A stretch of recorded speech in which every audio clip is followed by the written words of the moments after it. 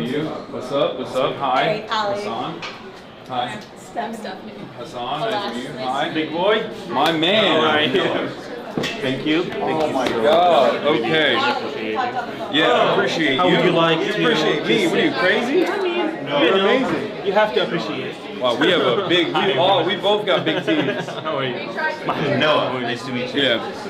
Brought some of my friends here. How would you like? I think we just. You want to sit there? We can sit side by side. You can sit on there, and I can sit here, and then we'll do it like this. You tell us. Okay. That looks kind of good though. Perfect. I mean, we gotta eat too, right? Even if we don't eat, we gotta get some. Did you have lunch? No, but I'm not gonna eat yet. Had anything yet, so. I don't usually eat this early. I try to fast. It's like. No, I don't. Fast, Well, like first Monday, of all, I'm still on Thursday. LA time. Oh, that's That's the number one thing. Yeah, but I don't. What would you eat like to 3 get? p.m. I don't usually eat until like 3 p.m. LA time, but it's fine. I would drink some coffee. We got some. So this is mfawar, which is like the Yemeni latte. Yeah, I would love a Yemeni latte. Can we get them mfawar small, please? Please, thank you. All right, perfect. But it's good. All right, ladies and gentlemen, it's finally happening. We got Mahmoud Khalil in the building, in the flesh. We're gonna have a conversation. We'll do whatever you want to do after. If you want to, walk around. If you don't want to walk around, it's also perfectly fine. But I just wanted to say it is a real honor to be in your presence. I'm so happy that we get to do this face to face, not in the facility in Louisiana. You were planning to come in? Yes, I was. Not only was I planning to come, but I also was like talking to other politicians to just be like, let's do a rally. Like let's do a rally outside of the detention facility. But for those of you who don't know, how would you describe yourself and who you are? Hi everyone. This is Mahmoud Khalil. I'm pretty sure now you have some sort of like an impression about me. How with all the media, a lot of it, like unfortunately, is not accurate. I don't know how to start with describing myself. Like I'm Palestinian. I have an Algerian citizenship because my mother is Algerian, and because unfortunately Palestinians are better off with another passport because of so many obstacles. If they were to use their Palestinian passport, I was born and raised in a small refugee camp in southern Damascus in Syria, and I left Syria in 2013, early 2013, I believe, to Lebanon, where I did my undergrad. I worked there, and then I came here just 2 years ago. So a lot of people are surprised that I've only been here for 2 years. I met my wife actually in Lebanon, Noor. We met on a volunteer trip. She was on a volunteer trip to refugee camps in Lebanon, Syrian refugee camps, and we met then in 2016. And we got married like 2 years ago, or less, more. Yeah, I lost sense of time now. Yeah, no, it's understandable. So let's just start off with what happened. What happened to you? No, I think we can start like from the student movement as a Sure. whole. Like, I mean, I joined Colombia in January 2023, so way before all of these like student movement, like about Palestine. I mean, the movement was here, it just wasn't as big. And I started studying master's degree in public administration and international affairs, basically in line with my professional experience, working mostly in international development and diplomacy. What did you want to do? I wanted to do before then, like just to go into diplomacy and be engaged more in Palestinian politics. I feel that there is so much space for us, for the youth to actually, the youth and the young to do something in politics, in Palestinian politics. So Yeah. I interned actually at the Palestine mission to the UN during the genocide. So in 2024, I entered at the UN doing that. That's New York. It's New York. Yeah. No, but then the university would complain that the protests are noisy. Yeah, Like, that is funny. That is funny to think. Oh, it's noisy in New York, which is normally very pleasant, very I mean, quaint. there's a hospital right next to Columbia. Like, Yeah. you hear sirens Yeah. all the time. Of course. But yeah, basically, like when I came here, I wanted to be like involved with Palestinians, like just to meet Palestinians. But it was clear that like Colombia is a very Zionist. Wow, this is news to me. I mean, You don't say. That's crazy. no, I mean, people like sort of like turned to Colombia after October, but like since ever, like, Yeah. Colombia Yeah. is a Zionist, has been a Zionist or like Oh, for sure. institution. A lot of intractable ties to Israeli projects, whether it be having, I believe, like a sister school as well in Tel Aviv, but then also the issue of divestment. It seems like is always considered a no-go zone for many college administrations, but especially one like Columbia, where it was reported that a bunch of alumni and even other people from New York that might not even be related with Columbia, but cared about Israel quite a bit, were in group chats talking about what to do with students who were speaking out. And Columbia, of course, as you know better than anybody else. No, it was a group of billionaires. Like, Yeah. I believe the Washington Post broke the story. Like literally a group of billionaires trying to conspire against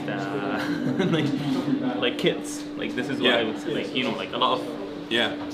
the students protesting here are like 17 to 22, and you have all these billionaires, Bill Ackman and his likes, like literally conspiring against them. One of them saying like they would, I think like push $50 million like to against the students, and another one meeting with Eric Adams and promising to give him money for his campaign if he agrees to send the police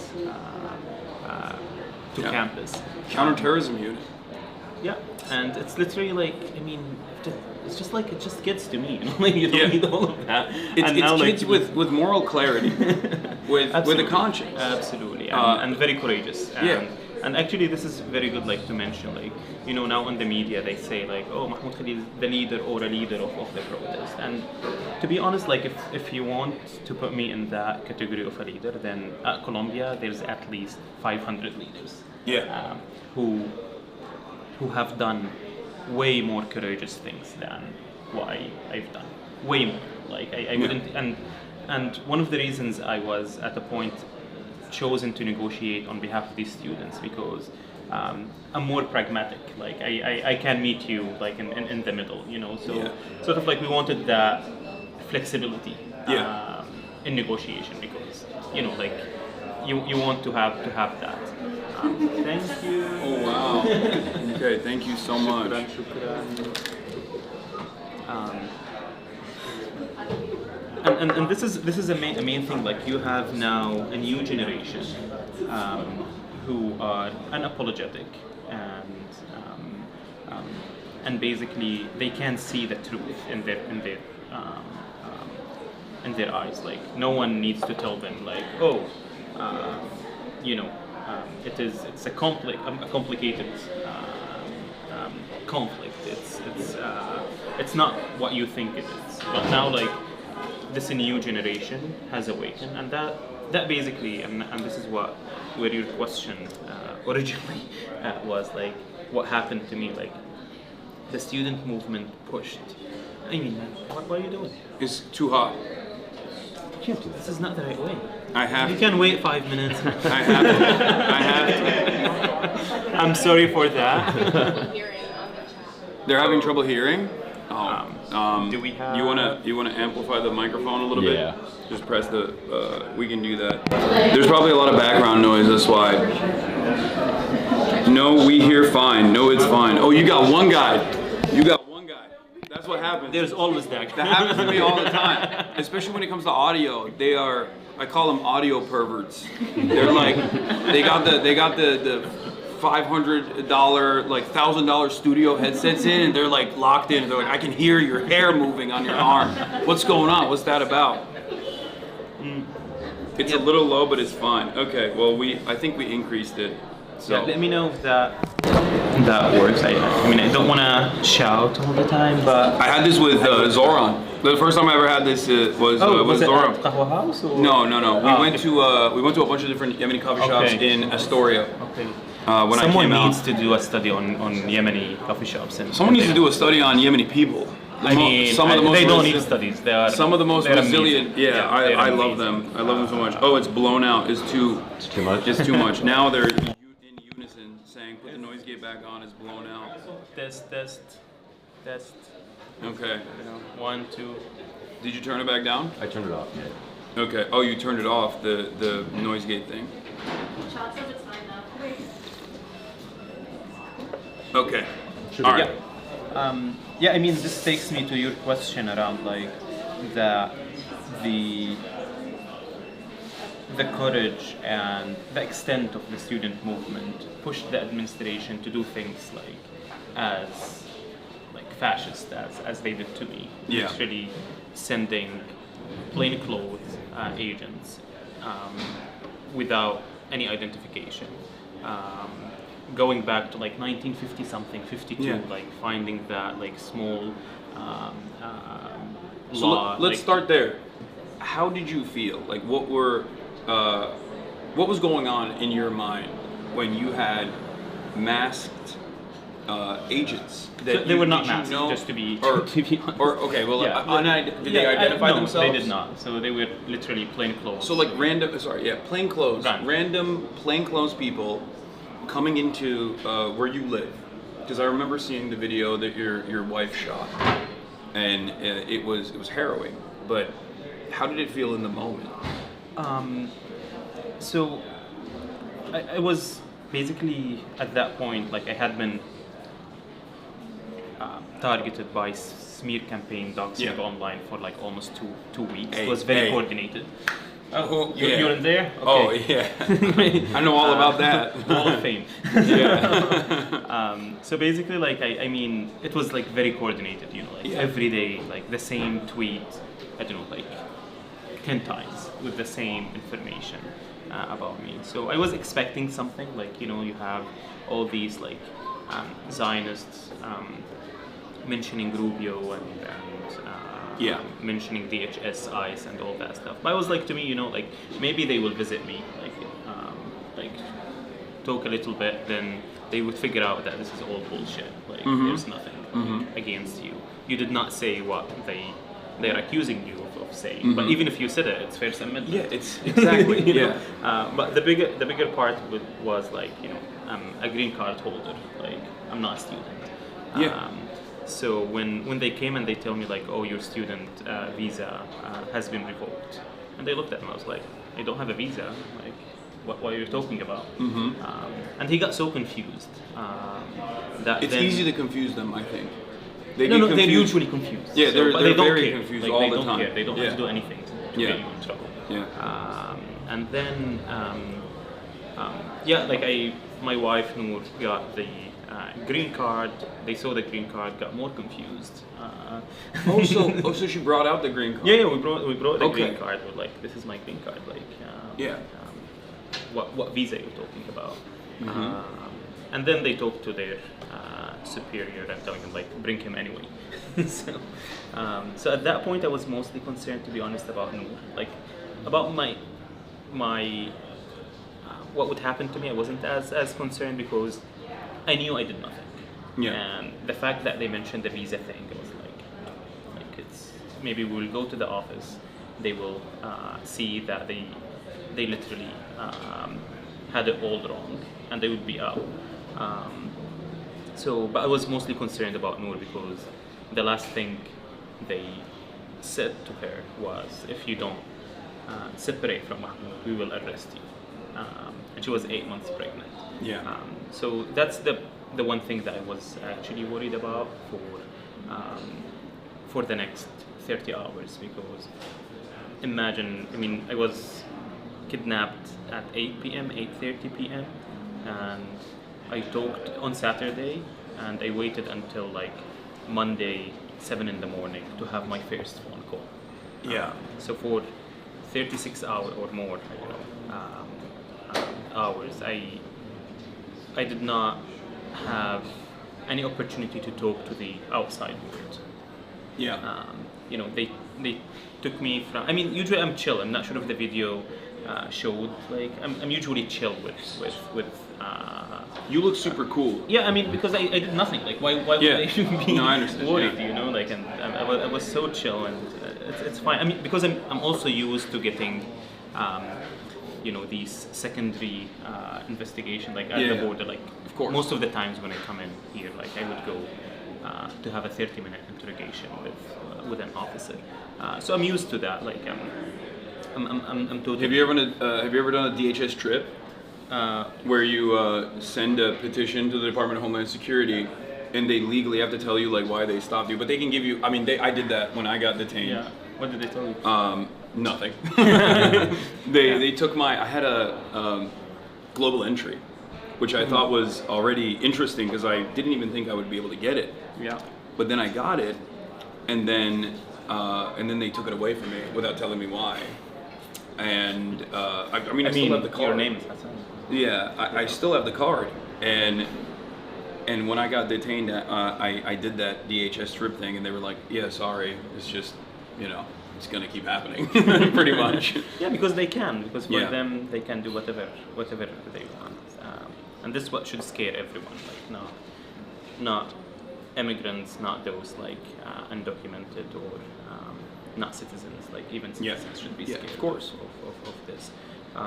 So they took you from your home, and they expeditiously immediately moved you from 24 state to state yeah. in a matter of 24 hours. So actually, like in 6 hours, I was already in New Jersey. Mm-hmm. Yeah. Then I spent like 6 hours in New Jersey. Then they took me to JFK. Then to Texas, and from Texas back to Louisiana. So, I mean, the whole trip, like over 24 hours, and no contact with the outside world at that point. Nothing. Like they would refuse to tell me anything. Like what's happening, all of that. But I can see them. Like one of the escorting officers like was Googling my name and reading articles about me. So I was like, what happened? Because at that point I did not know that Rubio said all these like stuff, or Trump had already tweeted the White House. So the first time I hear any of that was 2 days after the fact. And I mean the most difficult part of it is like you're shackled, like as if you did, I don't know, something really crazy. And I did not know actually for the first 5 hours, I did not know what they are charging me with. Mm-hmm. Because they refused to show me the arrest warrant. Ended up like they did not have one. Was there at any point, like in the beginning when they were apprehending you, did it feel like, I mean, are these like actually members of law enforcement, or are these just like random thugs? Yeah, I had that thought the very beginning before I got into their office at Federal Plaza here. But then that was repeated when I got to Louisiana, because they would take me from one car to another. It was, I think, 12 in the night, and they would take me from one car to another shackled. So I'm like, maybe they are, but they are not. So that was like very, very scary. To be like they wouldn't tell you like where you're going. So even when you ask them, they wouldn't tell you. You're just expected like to follow them, like come with us, not to where, just come with us. Like I knew that I'm going to Louisiana when we boarded the plane. Yeah. So imagine that. It's terrifying. Yeah. Especially to happen in America. I mean, Yeah. like I have thick skin. I grew up in Syria. Yeah. I grew up under such regimes where they use, mukhabarat, intelligence, Of course. officers, plain clothes, all of that. But for that to happen here in America, supposedly respecting rule of law. Yeah. So that's actually interesting that you brought this up, because I'm from Turkey. There's similar protocols in Turkey as well, not to the same extent as like Assad or anything, but there's a lot of political persecution, and people get arrested for speech. People get arrested for being a political dissident, and they get shipped away into a prison facility in Silivri. And I think this is there is this notion, like I came to America in 2009, and when I came to America I had this idea, this understanding of America from the outside. I had been to America before, but the notion that like there's an American dream and all of the stuff that I had seen in television and in the movies, I thought, this is the land of prosperity. I was not, I was very aware of American imperialism, of course, as everyone is, especially in that side of the world. But there was this theory, this idea that I had in my mind that did not meet the reality that I was experiencing. I very quickly found out, for example, how expensive healthcare was. When I was in an ambulance after an accident, and the bill came, and I couldn't believe it. I could not comprehend that. But I never felt like we would get to this level of violent apprehension over speech, something that virtually all Americans cherish and defend, something that even, I would say, Republicans care about as well. It's not, for a lot of Americans, they don't just consider this like an opportunity to be able to say hateful things and slurs, but also a formative part of the American experience. And that there is still some semblance of justice, there's some semblance of rule of law in the criminal court proceedings.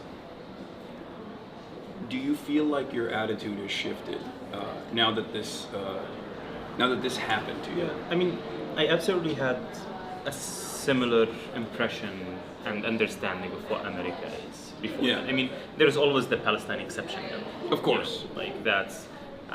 I mean, we thought it's only like to certain things, but like the Palestine exception actually goes into every corner of American institutions and public discourse, unfortunately.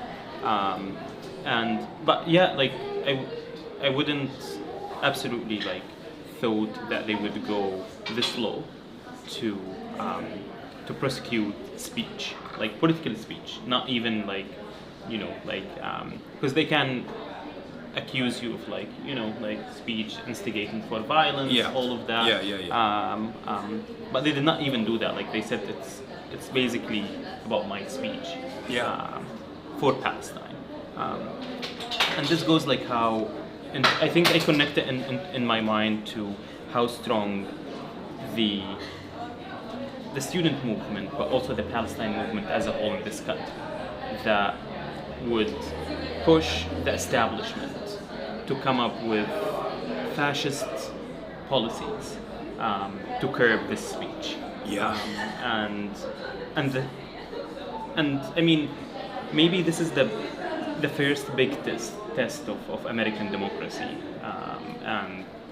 and rule of law. Like, how would they deal with the increasing support of Palestine among Americans as a whole? And it's not only young Americans. Like, No, I think it's- now it's across the board. I think it's overwhelming majority under the age of 50 at this point is more sympathetic to the Palestinians than Israel. And that is a testament to the student movements. That is a testament to all of the movements that have taken place. It's a testament to the resilience of Palestinians in general and the courage that they've demonstrated in spite of being victim to a genocide, to be able to communicate the violence that they experience. And I mean, look, I've been an advocate for the past decade of my professional media career, and I never thought that I would see this much unconditional support to a very obvious injustice that's unfolding in front of our eyes. Let me ask you about that actually, because I want to get back to the Jenna facility in particular, because you wrote from the detention facility, but do you feel like there has been a major shift in attitude? How have you received this? It's very major because the injustices against immigrants have been happening before my arrest, Yes. and for a long number of years. It's just like the public was not aware of that. It's just that Trump brought it to the surface because Trump loves to show off, like Yeah. see how cruel I am, like him and Stephen Miller and his puppets. So I was shocked that there is such detention centers in the United States, and it's very similar to like having Guantanamo in Cuba, or sending people abroad, because basically these centers are a black hole. No one knows what's happening inside. No one cares actually what's happening inside, because for them these individuals will be deported. Yeah. They wouldn't have the legal or the financial means to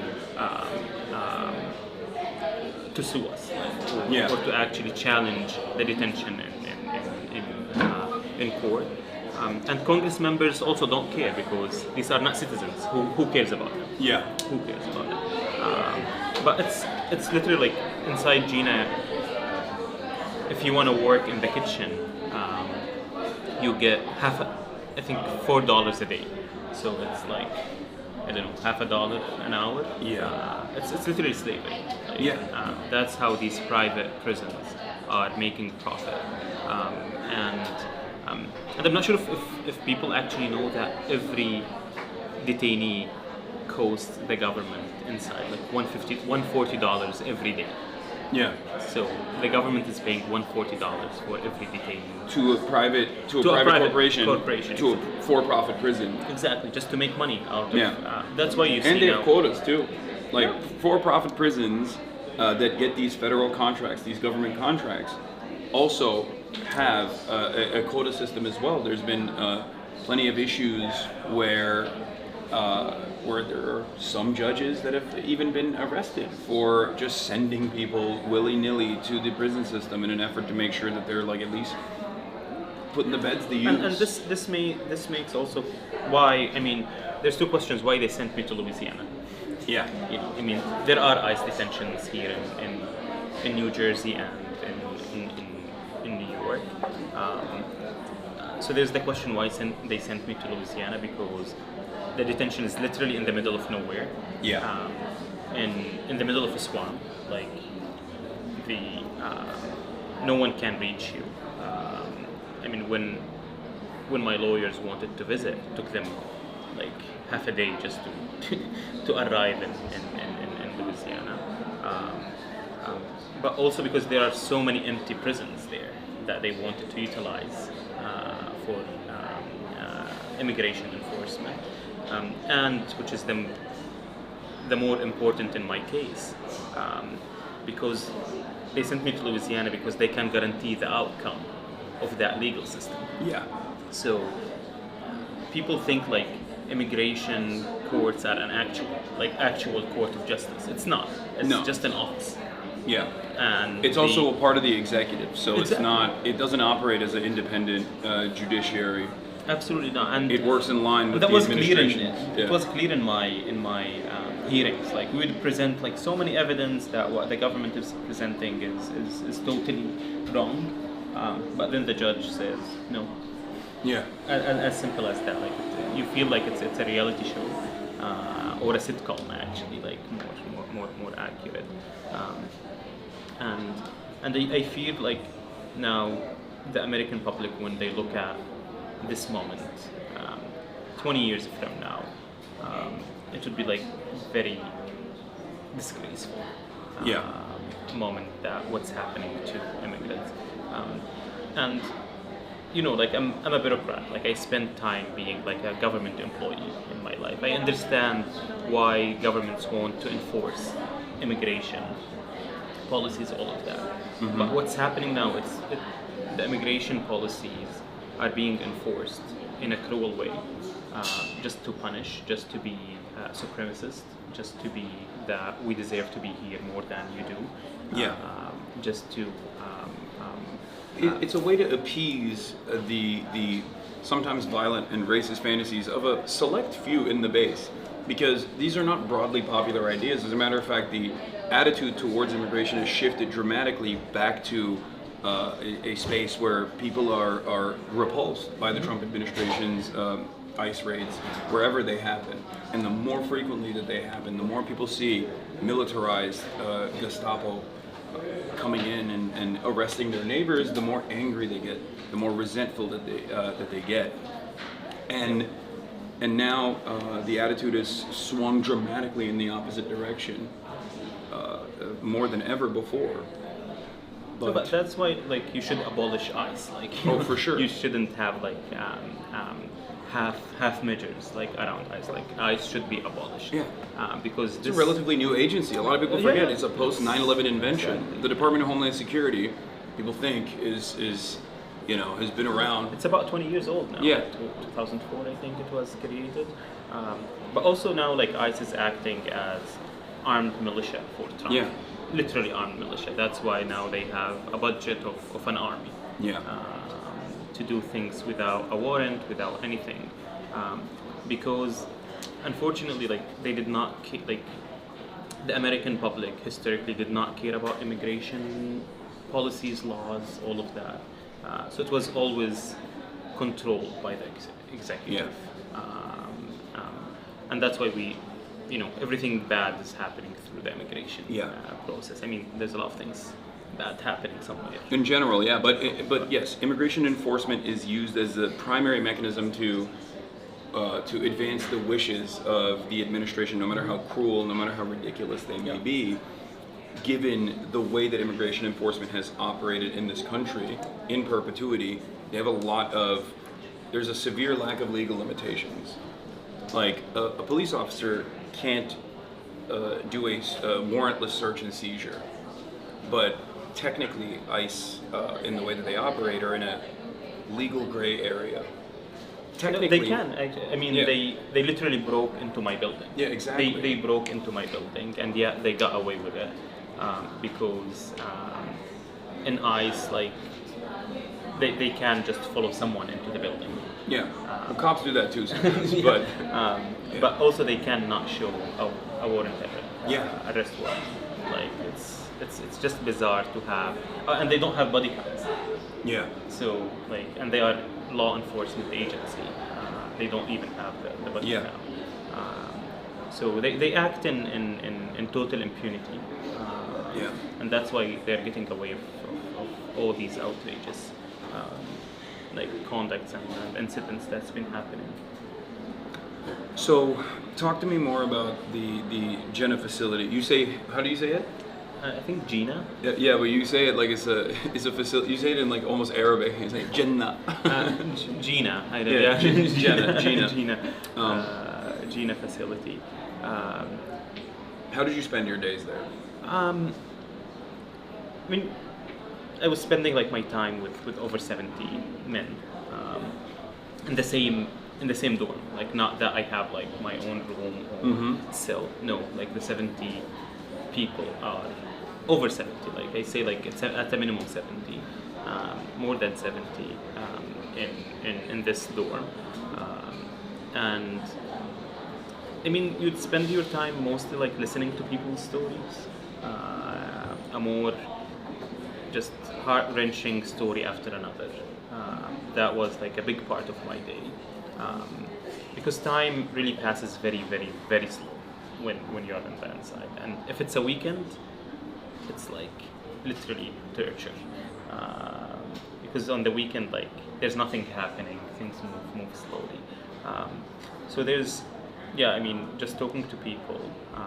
I would have some time with my lawyers to talk about my case.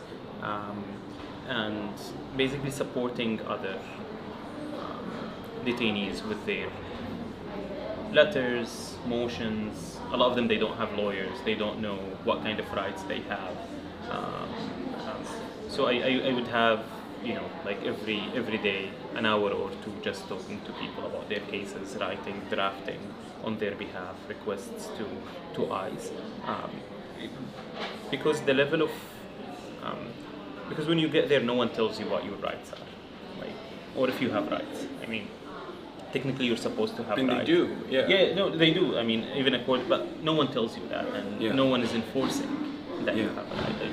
I had a person from Georgia. He was imprisoned for like 7 months when I arrived there, and his wife was arrested, or also was in prison, detained in another facility, just 2 hours away from this facility. They were not able to see each other for 7 months, despite being only two hours away.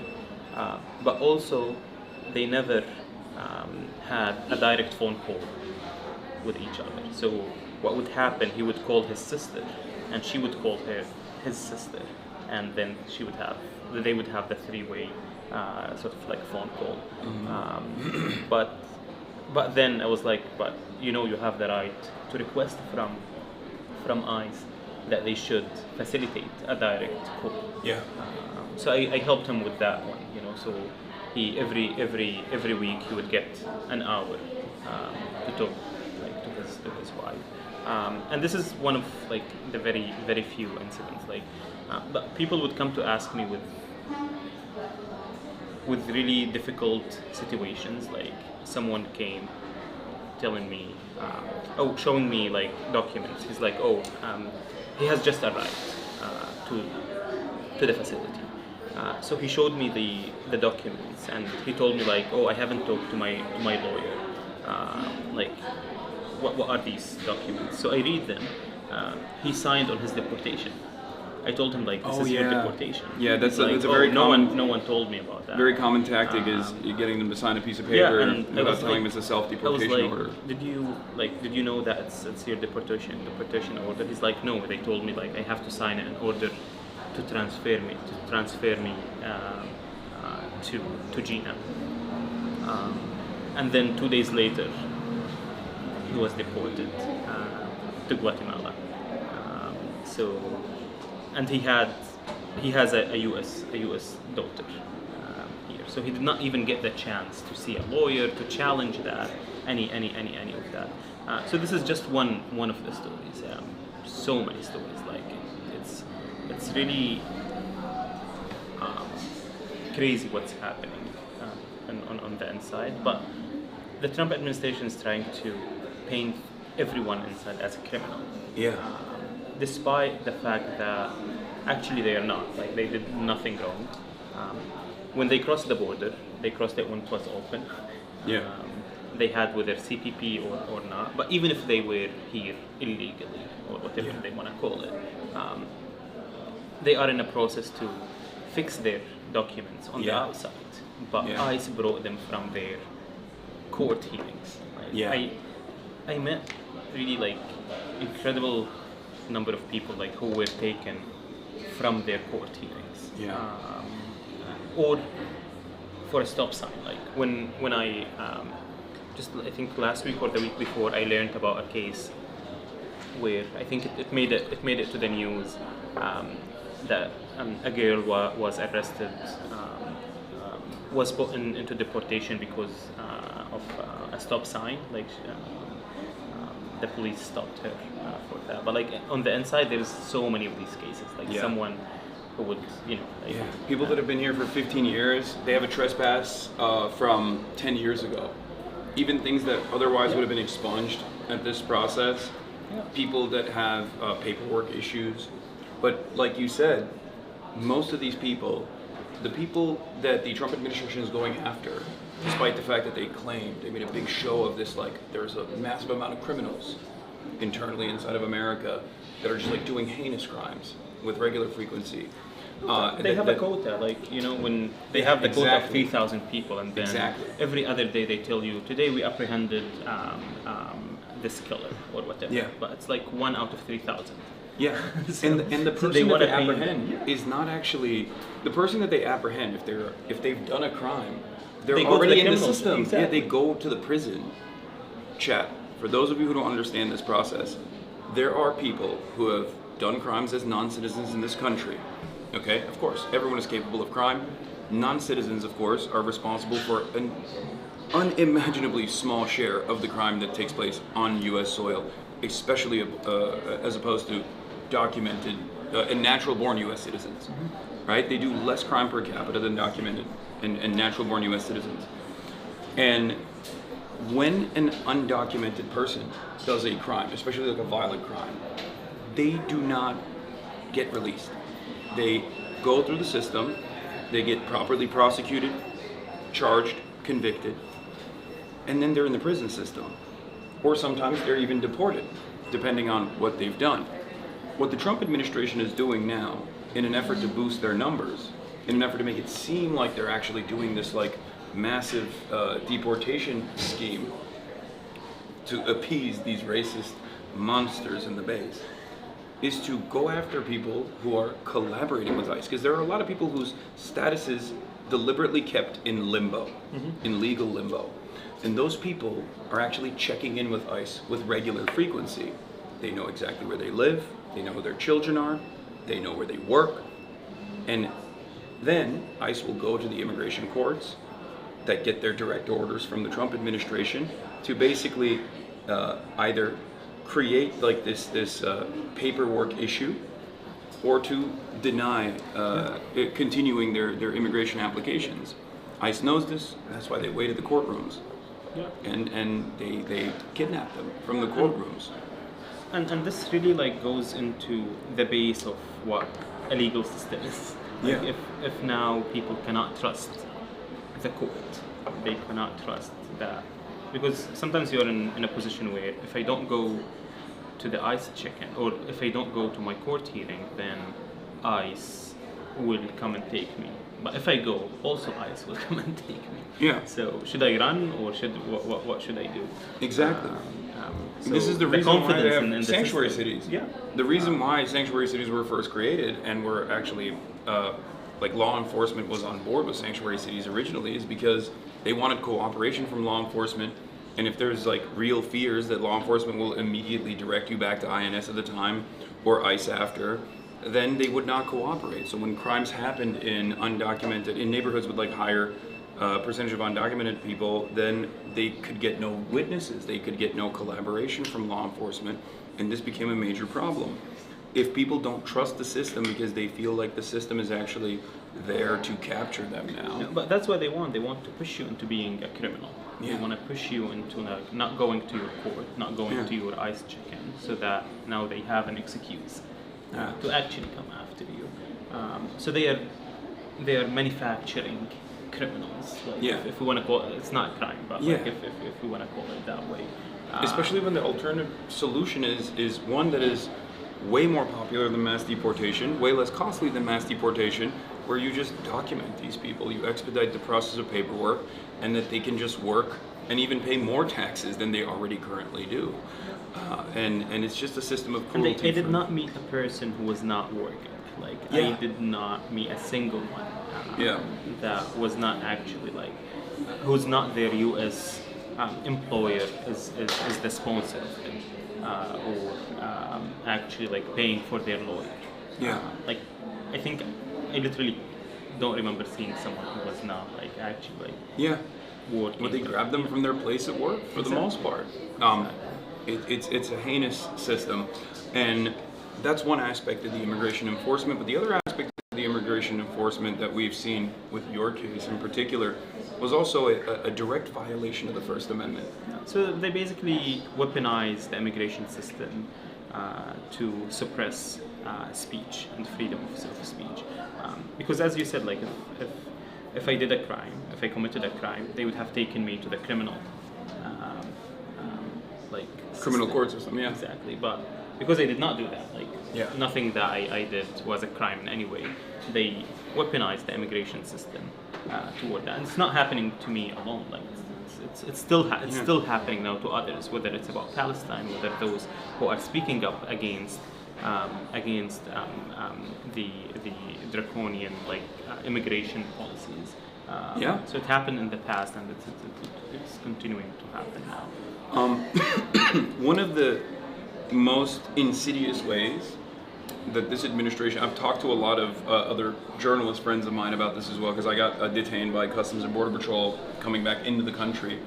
Obviously, it was nothing in comparison to what you went through, 104 days of being locked away. But in the interrogation process, some of the questions that they asked, and I'm a natural-born U.S. citizen, some of the questions that they asked pertain to my commentary. They knew full well what I speak on, whether it was like the contextualization of militant resistance against imperialism, whether it be against Israel or America or any other country, as a matter of fact, but they were specifically lasering in on Israel. But the really scary thing that I noticed was when they ask you questions that are actually actionable, right? Because at first they're doing a prodding operation. They just ask you like, oh, what do you think about Hamas? What do you think about Israel, right? Like, and whatever. I was just like, State Department has designated Hamas as a terrorist organization. I just kept repeating that over and over again, right? But in the second part, they start asking you like, have you given money to Hamas? Have you given money to Hezbollah or the Houthis? Which is, laughable. It's impossible to do, and illegal, right? But one of the questions that they also had in there was if I had actually communicated with a member of Hamas, which is not illegal, and especially in my line of work, is conducted by many journalists, right? Like people who have actually interviewed people, like Jeremy Scahill, for example, who routinely talks to the leadership and releases reports on drop site.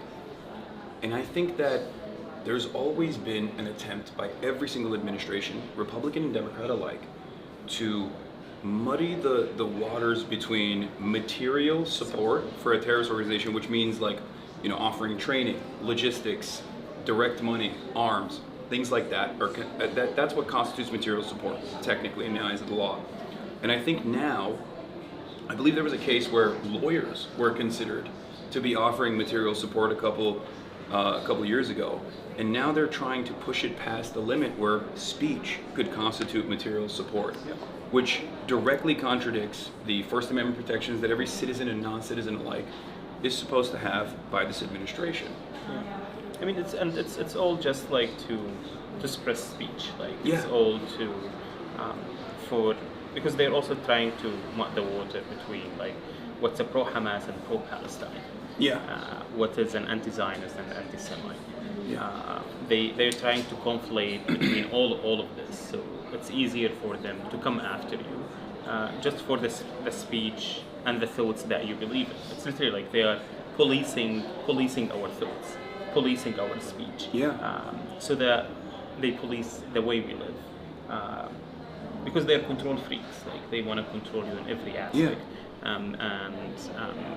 In the Palestine context, they don't want any criticism to Israel and its crimes, and America's complicity in these of course, in these crimes, and they're doing it in a way where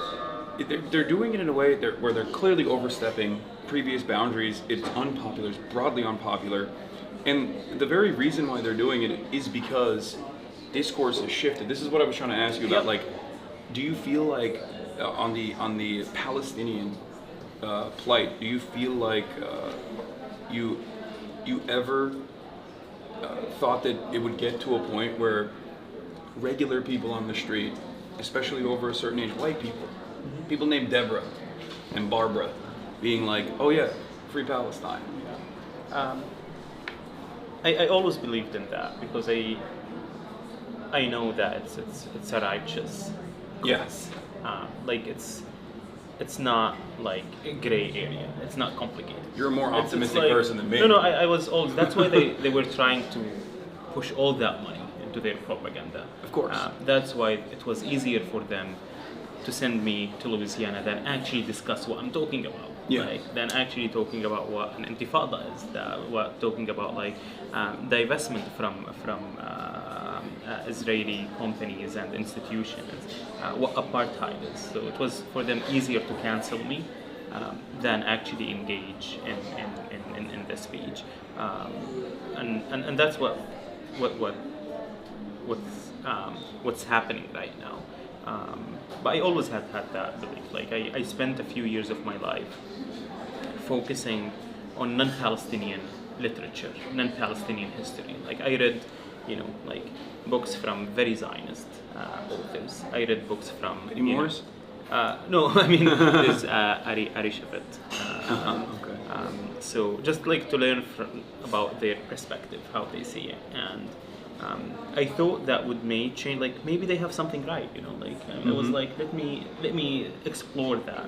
What was your conclusion? No, my conclusion is like no. That made me like more firm in my stand that actually it is like clear that what Israel is doing is colonization, is supremacy.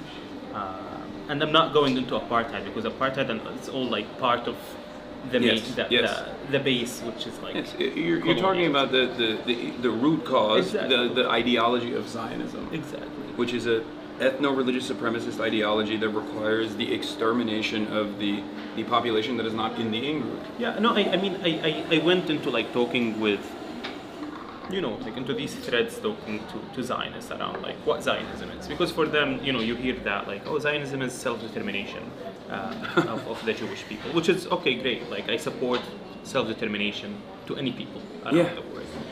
Then it goes into in their historical land, homeland, in Palestine.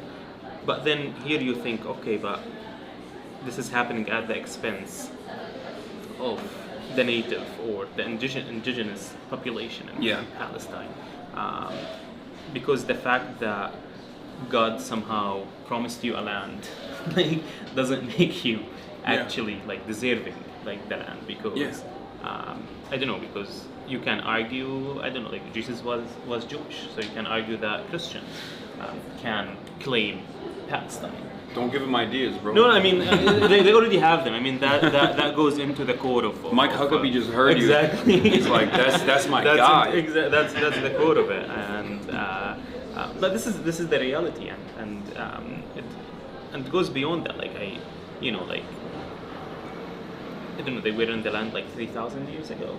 I mean, once I had a conversation with. It's also people that some of the people that didn't leave, then converted, like, reverted. It's just like maybe my great grandparents were Jewish and they decided to convert to Islam. Like that's because they did not want to flee. Like that it's as simple as that. Like it goes exactly to that level. But I mean, ridiculousness doesn't stop here. Like once I was talking to a very Zionist student at Columbia, who told me like, oh, like why do you say that you are a Palestinian refugee, but you were born in Syria and your parents were born in Syria? Like that doesn't make you Syrian. No. And I looked at her in the eye. I was like, wasn't this the same argument that you used to come back to Palestine after 3,000 years? Like, I mean, it's it's as simple as that. Like it doesn't need to go. Well, I think your argument's a little bit more valid than that one. Exactly. Like it's only 70 years ago. Not 3,000. Like if you we don't know that you're a convert or there's so many 3,000 years. Do you know what happened in 100 years? Yeah. Like to think about 3,000 years. Yeah, exactly. And this is in no way like I'm denying a Jewish claim to Palestine. Like there is a Jewish claim, there's a Muslim claim, there's a Christian claim in the land. There's like all sorts of claims in the land. It's just you you have like now we live there. Like we did not came parachuting from the sky, and we ended up in Palestine. And the fact that some people lived in the land 3,000 years ago for 200 years doesn't make them more worthy and more deserving of the land. Okay, I'm denying all the claims. It's Ottoman land. Okay, let's get back to the root cause of the issue. Then we are Okay. Islamophobes because It is- Palestinians fought the Ottomans. That's. I didn't want to bring up your L's. Okay, you're bringing this up, but I mean, it's just a I'm matter just of saying. fact, like, A lot of people live there. Jews live there. Christians live there. No conflict for a very long time. And then the British come in. The main difference is Ottomans did not come to ethnically cleanse. No, of course. Yeah.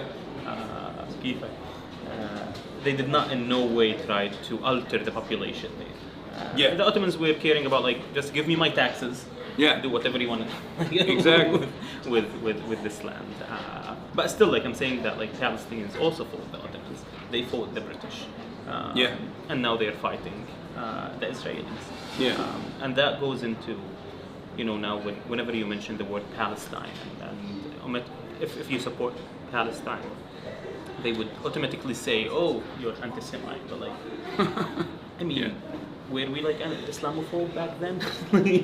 Yeah. It's just like I don't know, like we really did not have the Didn't respect the caliphate. It's not a big deal. Again, like I said, we're not talking about Palestinian L's right now. No, I'm just talking about like the resistance. No, as a- of course. like the concept of resistance, course. as it is resistance to get justice, to get your land back Yeah. against occupation and any sort of injustice. It's a national emancipatory regardless, movement. regardless of the religion or the ethnicity of your occupier. I did not choose the religion of my occupier. Yeah. I would fight them no matter who they are. Like, Yeah. I mean, if the Ottomans come back, we'll fight them. Oh, I thought we were making inroads right now. No, I mean it's just He's like Armenian, my cameraman. I'm with you. I love it. Yeah. I really do. But But yeah, no. A lot of this conversation, at least in the past 50 years, past 70 years, 77, 80 years, has always been deliberately misrepresented, and very successfully so. Like you also pointed out, there has been a very successful influence peddling operation, a way to just make things over there seem a lot different than what it actually is. And I do feel like now that has so dramatically changed, specifically with the cruelty of Israel's military campaign, its genocide, its ethnic cleansing operations, in a way that even average Westerners can recognize the inequalities here. And I do think that people that go out and protest and student movements that continue putting on a strong show and demonstrating their courage have been able to force this perspective, specifically the humanity of Palestinians, into the forefront of the conversation for the first time. as it should be. Yeah, as it should be, but for the first time ever, I think, in this entire 80-year history. And this is of what occupation. making Israel more and more vicious. Yeah. Just earlier this year, I think they announced like $150 million for their strategic communication. Yeah, they for did, their yeah. propaganda, like just to fight Yeah. the propaganda. And on the other hand, like Palestinians don't spend anything, because it is Not- as clear. Not if you ask my Twitter reply. They're like, oh, how much is Hamas paying you? I'm like, how would they do that? Like, think. Like, how would they be able to do that, you think? And this is why, once again, like why we should continue actually speaking up and should continue to be unapologetic about that, because Palestine now it's a mainstream Yeah. issue. It's not like a dissent, because I had an argument with someone where it was like, oh, we should protect dissent. I was like, Palestine is not like speaking about Palestine is not dissent. Like, Yeah. it's the main course now. Unfortunately, institutions are the last to answer to any change that's happening like on the ground, but it will happen, and I mean it's happening now in New York. It's happening across the universities, and going back to Colombia, like A few years ago, the previous president said, like, divestment is not an issue we will ever discuss. Yeah. Divestment from Israel. Yeah, It's not an issue we'll ever discuss at Colombia. 5 years later, it is the issue that we'll discuss. Yeah. It's the only issue, in fact, that we are discussing at Colombia. So the tide is changing, and it's happening, and that's why we are seeing all this cruelty with it here by dealing with not necessarily with the protests themselves, but also like all these doxing campaigns, all these like smear campaign. But what's more important is like the cruelty that's happening on the ground, the genocide that's happening in Gaza, the killing of hungry people every day in Palestine. But this is not enough. Like, this is what I want to say. Like, the fact that a lot of people are speaking for Palestine is absolutely not enough, because you need to translate that into your vote.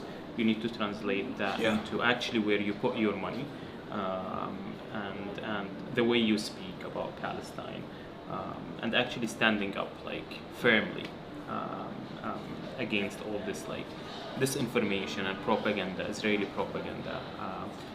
With it also, like, Israel has always taken this misrepresentation approach with everything regarding Palestine, like whether it is armed resistance, which is again legitimate under international law. 100%. Yeah. They're trying to distort that into terrorism, but it goes into BDS, like boycott, Divestment and sanctions, which is the most peaceful resistance like that you could ever get. Like, I don't like you, I don't want to buy anything from you. It's as simple as that. Like anyone, we do it on, if you don't like a coffee shop or a coffee shop was mean to you, you don't go drink there. Like it's as simple as that.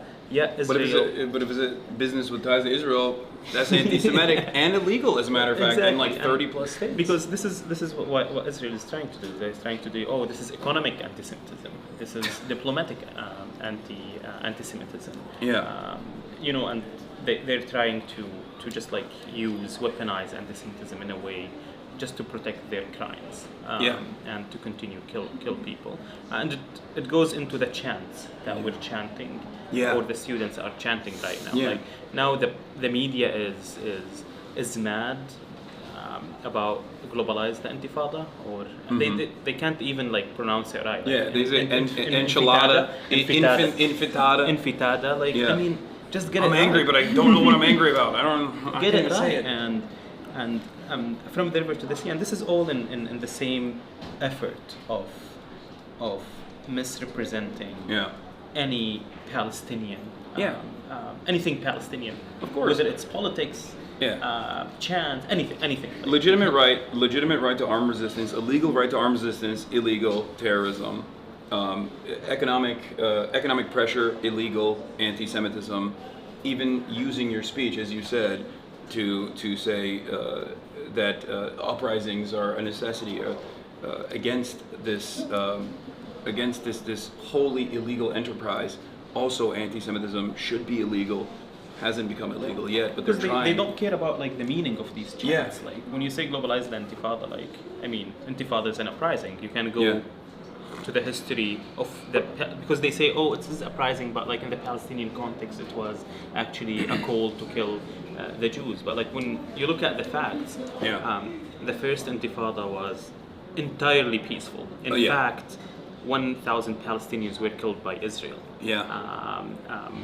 At that time.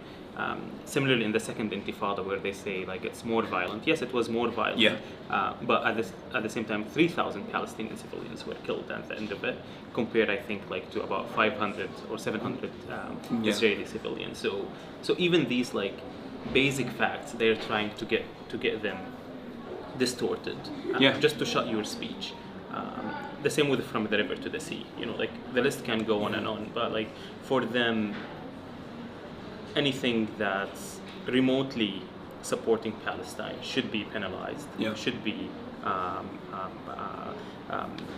labeled as anti-Semite, so that we don't have to deal with it. Yeah. Just it's anti-Semite. Don't deal No, that's exactly what it is. It's a way to completely shut off the conversation, because it's impossible to have that argument. It's impossible to have that conversation within the adequate framework. If you were to look at this as a state doing violence to a captive population of indigenous people, all of a sudden, it doesn't look too good for Israel. Yeah. So that has been a very effective way to completely What is stop that like a conversation. Zionist argument? You were like, maybe they have a point. Nothing. I can't even think of a single thing. Let me think.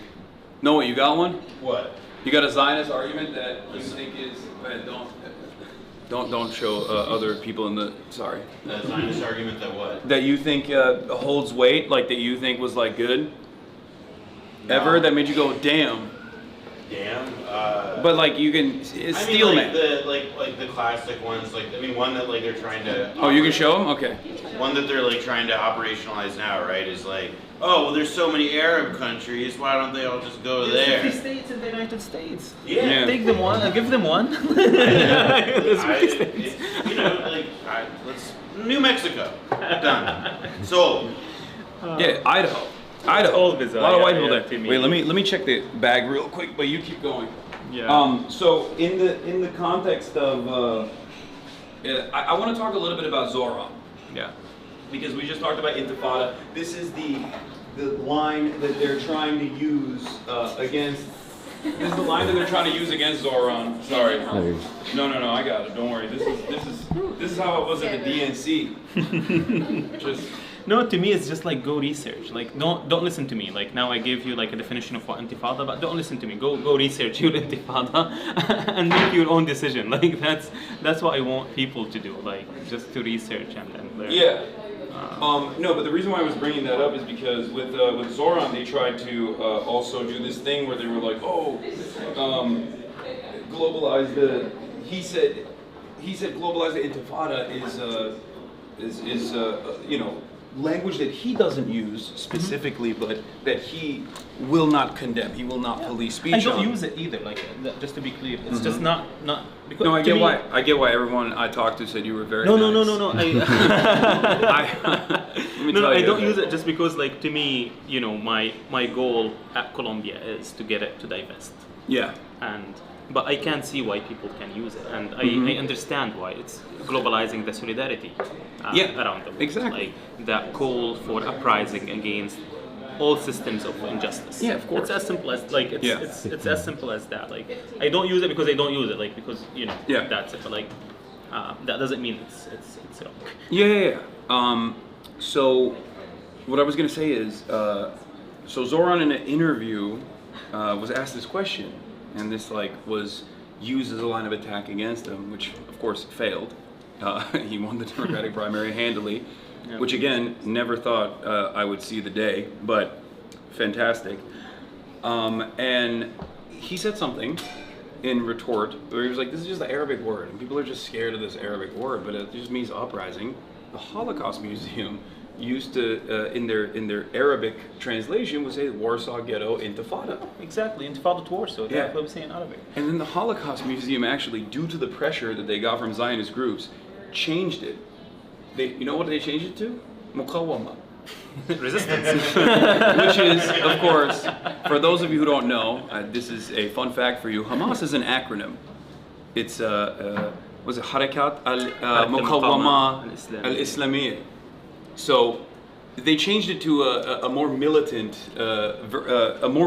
Arabic word, not realizing that they were doing that. But they did it because they were getting this consistent pressure. Because people were like, "What do you mean? Intifada is just the Arabic word for uprising. You use it in the Holocaust Museum. Uses it in when describing the Warsaw Ghetto Intifada because it was an uprising." No, and we use it for like the Syrian uprising, Intifada Syria, the Yeah. Arab uprising, like Yeah. the Rabi al-Arabi or Intifada. Yeah. Like we use it all the time. But yeah, this goes into they just want they want to muddy the water. They want to actually take the attention from what we're actually doing. Yeah.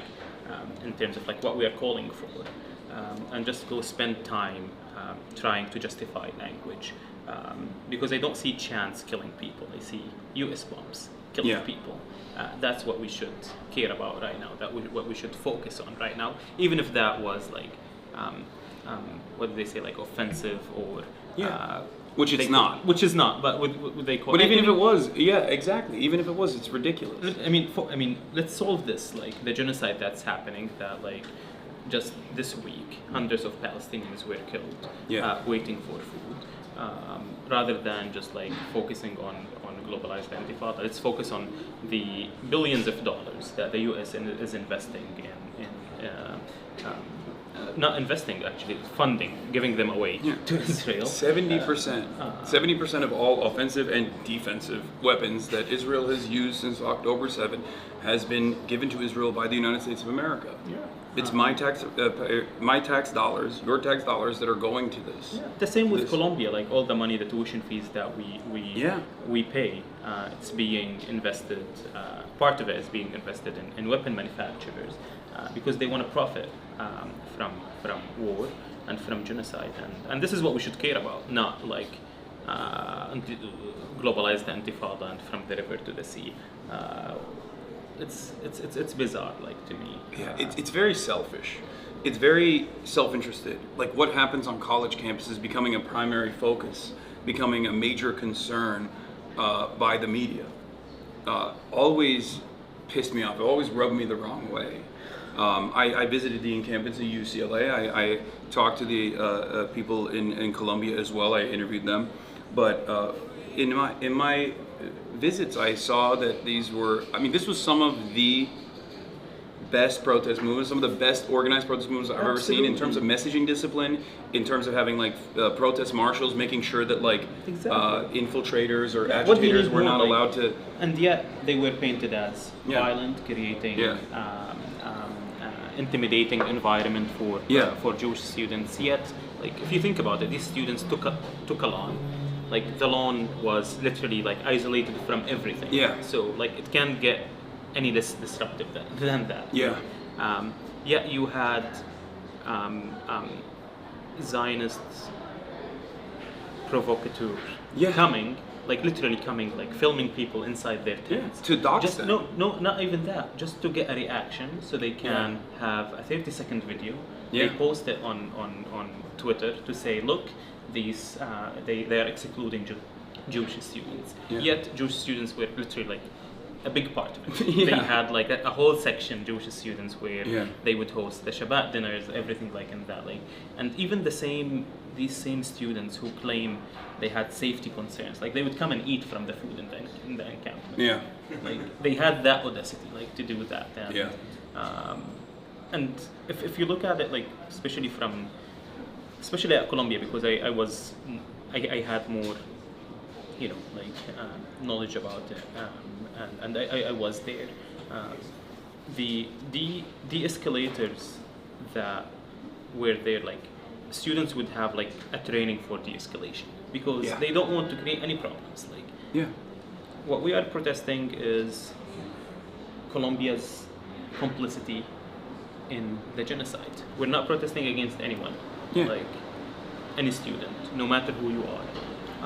But on the opposite side, you see these students literally harassing, intimidating, provocating for violence. With institutional backing. No, and the institution invites violence. They invited NYPD to come on campus, like, and NYPD themselves, they said, oh, they were peaceful. They were just sitting, but we were called in. You know, like that's part of it. Or if you go into like what they say, like Henshall, for example, where students took over a building, and they say it's an anti-Semitic incident, but like, I mean, they did not allow me to go in. Like, I'm a student. Like, I'm a Muslim student. They did not allow anyone to go in. Like, it was closed for everyone, and there was no classes. The university was shut down at that point. And this goes into just messaging, how they're trying to just like change messaging in an abhorrent way, like a very abhorrent way. And at the end of the day, they get the protection. in a very cynical way, and in a way that that actually breeds unnecessary enmity when you falsely conflate Judaism with Zionism, when you falsely conflate the interests and the actions and the ambitions of Jews all around the world with a state that is engaging in horrible, barbaric, criminal behavior, this repulsive behavior, genocide, the worst crime of all crimes, one that is so severe that a genocide in retaliation would not be just. That's how severe it is. And yet,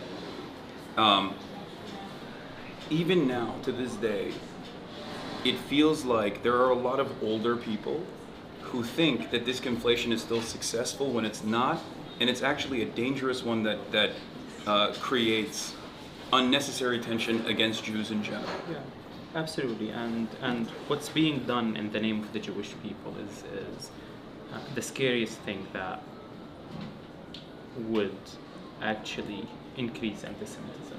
Yeah. And that's why. And it already like, is happening. To me, JVP and like Jews for Ceasefire groups, like Jewish groups supporting like human rights, are the ones actually combating anti-Semitism the most, because they are the ones going out and saying, you know, like what Israel is doing in our name is not right. It's not in our name. They're doing it just for their own genocidal purposes, for their own colonial purposes, and I always say, like, when you have a rise in anti-Semitism, you have a rise in Islamophobia too. Of course. Because it's the same factors. Yeah. It's the same supremacists and the same racist people who just hate everyone. You know? And historically, that comes from a much larger group, which is oftentimes right-wing Christian fascists that are the ones who go and, you know, spray paint synagogues with the swastika or do the Islamophobic attacks in general as well. So I think that's a reality that a lot of New Yorkers are obviously aware of, which is precisely the reason why all of this, like, Zoran is an anti-Semite stuff just didn't work at all. They use this label because it is a really nasty label. Like, Yeah. no one wants to be labeled anti-Semite, Of course. because we knew what happened, like, to Jewish people, like, throughout history. And they're using it just like so.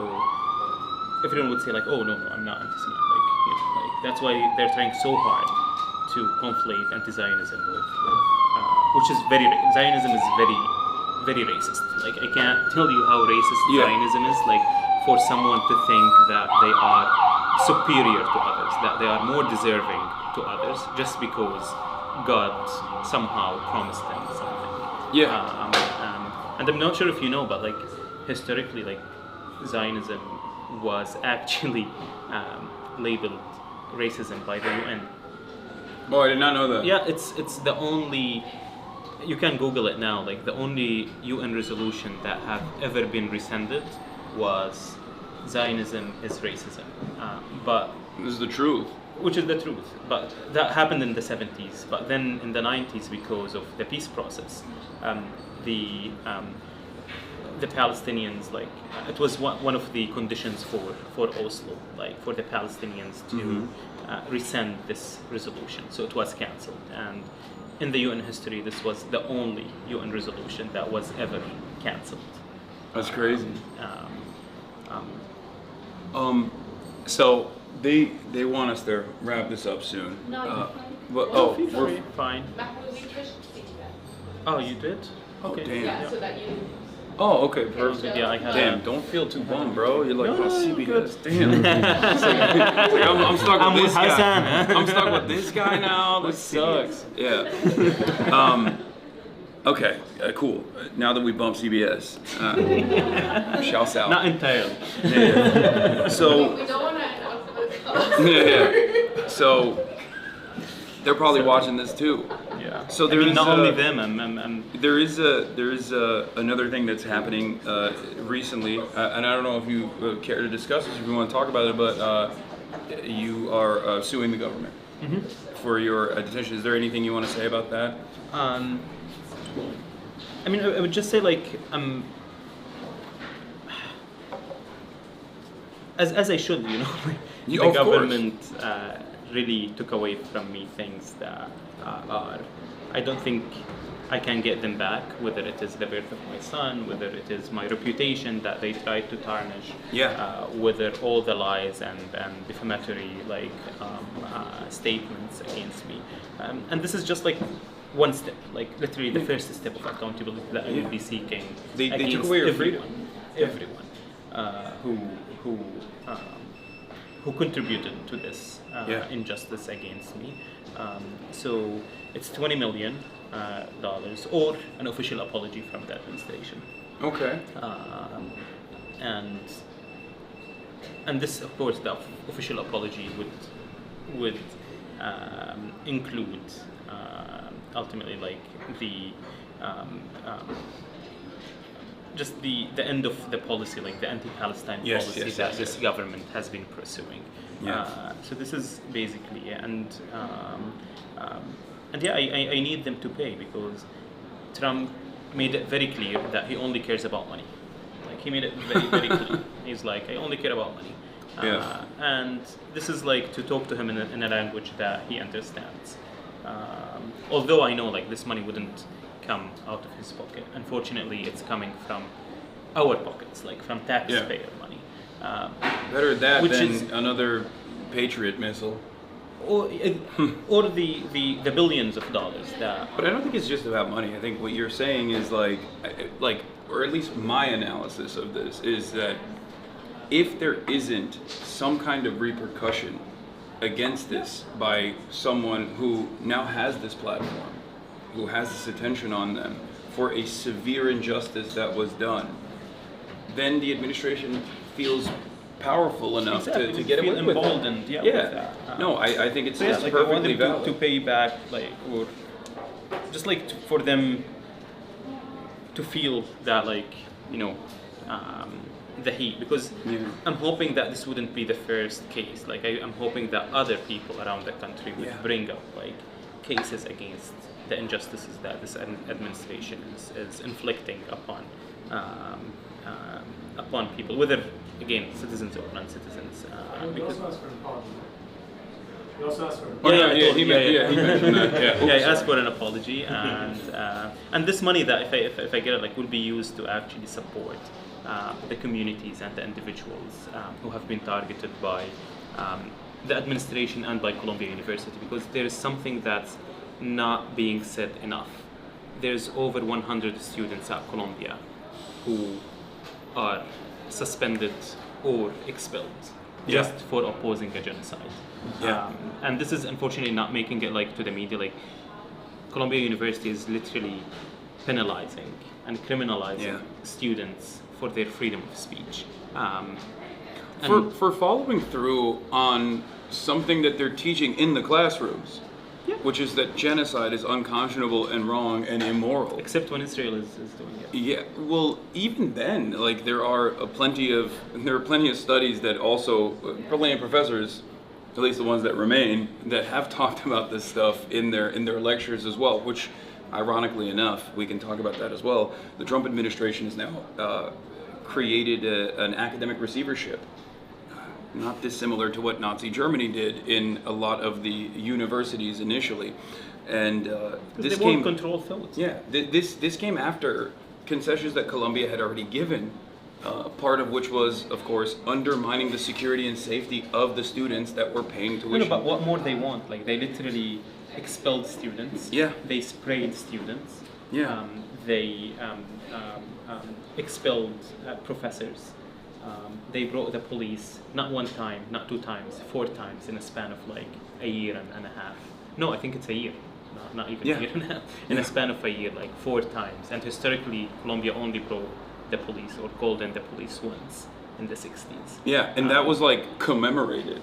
And so literally, and Columbia pushed like a very Zionist narrative, like a very pro-Israel narrative. To the students and defying like student safety. Yet that was not enough to the administration because the administration does not care about like student safety. They don't, because if they care about student safety, they would have banned like guns and like especially from campuses, or you know, like they don't care about like anti-Semitism, or would have kicked out a professor that recently was suspended or left Columbia University. I will not be naming them. Very shy individual. A menace. I've heard from so many students at Columbia, like first-hand testimony. Yeah, but Colombia emboldened such figures. I mean, they made them figures. Yeah. Let's say that, because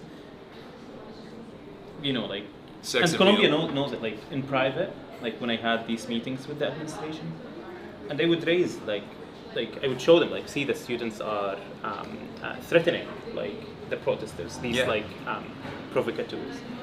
They are like doxing the students online, and they say, yeah, we know, but we can't say anything online. Yeah. We can't issue a statement because their line their line publicly was that there is threat to Jewish safety. Yeah. But the Jewish students who were actually under threat were the pro-Palestine Jewish students, who one of them got expelled for being an anti-Semite from Colombia. Yeah, and Grant Minor too. Yeah, exactly. Yeah. But this and the same Columbia University that in the 30s sent a delegation to Nazi Germany, and when students protested this delegation, they expelled the student. Yeah. So imagine now, like, this university. At least they're consistent. I mean, they're consistent in their stupidity and just caring. I mean, Colombia cares about two things, like, and education is not one of them. They care about their brand and their loans. Yeah. That's it. Yeah. We saw an example of this with Harvard as well. Harvard quietly capitulated to the administration's demands. They restructured their Middle Eastern Studies department and did a bunch of stuff in terms of quote unquote combating anti-Semitism on campus, right? Like all of this fake bullshit for a problem that was elevated to this degree that wasn't really about anti-Semitism at all. And then the administration still came after them. And then they said they were going to revoke grants. They said that, and they kept putting up this pressure until Harvard was like, okay, we have to fight back. This is ridiculous. Do you feel like there's any point where Columbia could have changed their trajectory at all? Do you feel like that's ever going to happen for Columbia? Because I feel like their institution's reputation is forever tarnished. I mean, there's always the opportunity to listen to the students, to actually go public, apologize for all the just the cowardness that happened over the last 2 years, to reinstate the students who were expelled, to actually divest the investments from companies complicit in human rights violations, as anyone should do. Like, why an education institution is investing in weapon manufacturers? Like, you care about education. So there's this chance that Colombia should do.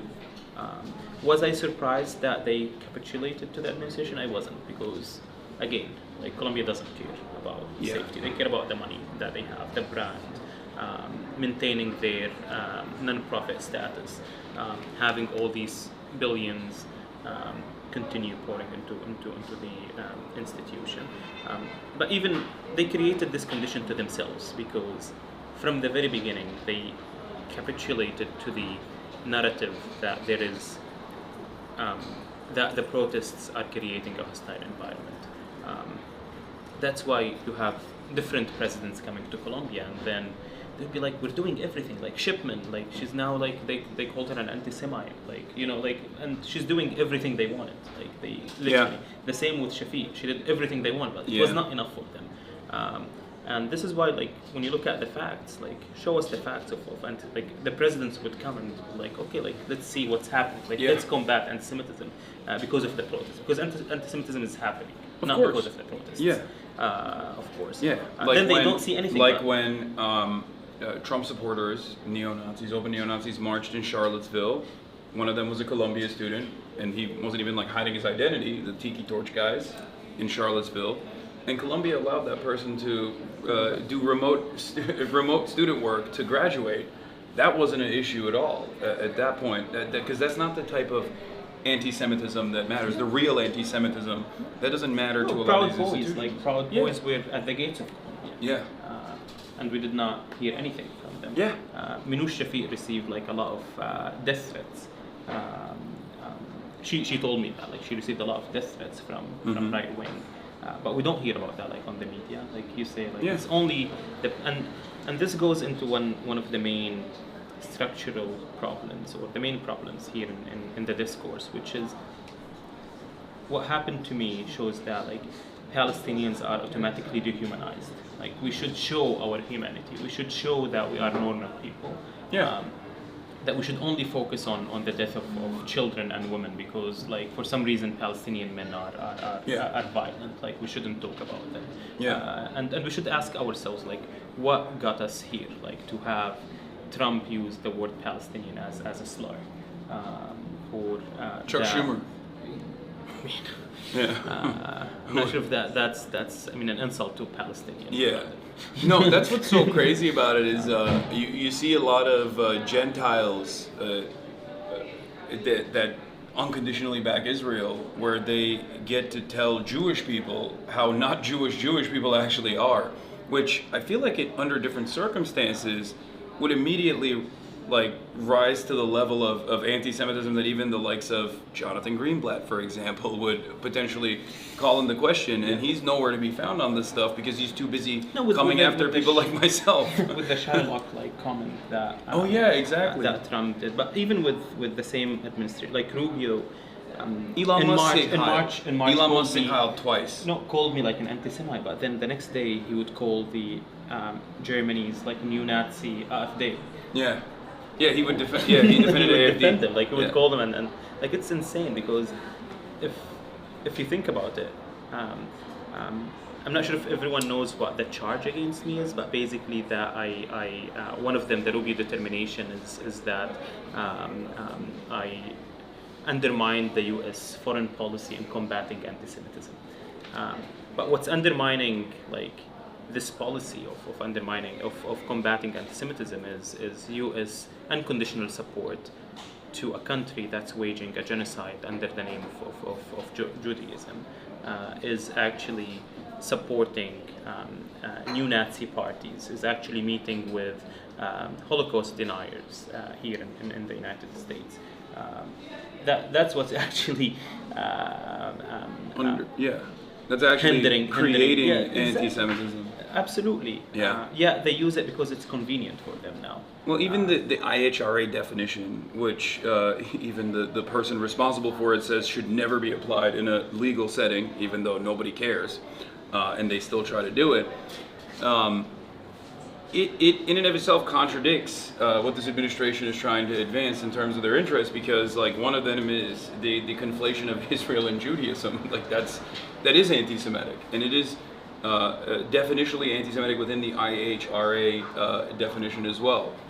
So Because that's not that shows you that they don't care about anti-Semitism. Yeah. They only care about like No, for sure. protecting. Oh, trust me, I know. Like, Israel. I mean, you know, for people. Yeah. You know. Okay. So let's talk about you. What do you like to do? Other than this. Normally, Yeah, what do you do normally in your day to day? absolutely not. I don't like protesting. So Uh-huh. people think that we love protesting. Like we love Yeah. because we protest because it's fun. It's Yeah. not. Yeah, no. I would rather go spend time with my wife and Yeah. just like literally chilling than actually protesting. Like Mhm. that's a main thing that like people should understand. Whether about me and about the vast majority of protesters. No one enjoys protesting, like under the rain or just like like chanting. Like why would I? Yeah. If it's not necessary, but I do it because it's necessary. Yeah. Because what's happening like requires me to do so. So absolutely not protesting. Yeah. I mean, How was that moment of like finally seeing your child for the first time after this detention? So it's I mean, now I spend most of my time with my son and with Dean and Noor. I mean, it felt to me it's just like, I don't think that you can describe, like, I mean, before, like, every parent would tell me, like, oh, tomorrow when you see, like, your son, like, you can't describe it, like, before and after. I mean, I spend most of my my time just, like, literally, like, playing with him. He's still 2 months and 10 days. But I don't, to me, there's that feeling of, you know, like, Palestinian fathers go through this every day, whether in Gaza or across Palestine.